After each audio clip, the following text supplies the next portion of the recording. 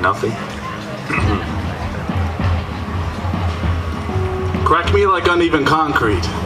I'm as divided as the souls of Kashmir. Sometimes life gives you pictures you cannot see with your eyes. These pictures, they are not meant to hang on walls. They are meant to show you who you can become if you only listen to the whispers behind the rain. And for once, stop trying to sidestep the inevitable. Stop trying to dodge raindrops. You were meant to be drenched. These are moments where you plunge your fingers deep into the veins behind your sternum. That is where these pictures go.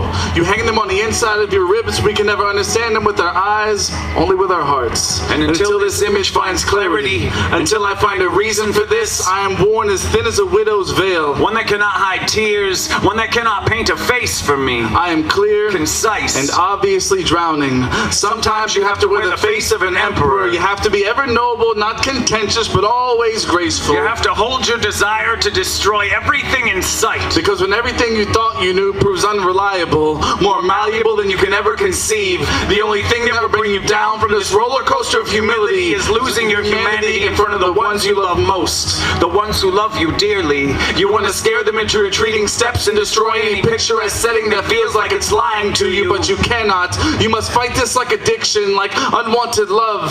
You must consider your place in the universe. Your place in time. It is minuscule, and you've got to leave behind some strength to be remembered by. Sometimes this world is bigger than you can ever be. I'm in 1,000 places at this very instant, so count me like passing cars, like prayers rolled over rosary beads. How many me's will it take to conquer my demons? Even as I swallow this reality, there's a me inside screaming, wanting to break out of my cage and rattle everyone like earthquakes and tell them they're all out of their fucking mind. That is my monster. He must exist in order for me to think the way that I do. My solution is always savage. And sometimes I become him in my mind, but almost never in this world. See, I choose to remain divided in two, for I am afraid of aftermath of what he is capable of. So I speak to myself out loud in reassuring parables. A babbling buffoon who makes sense to no one, not even myself. A wandering vagrant begging for grains of salt, but they do not understand the tormented, writhing in front of their eyes. All in my face. I want to be heard like a symphony, but someone has stolen my violin and cello strings. They made away with all of my brass mouthpieces, reeds, and drumsticks, so why am I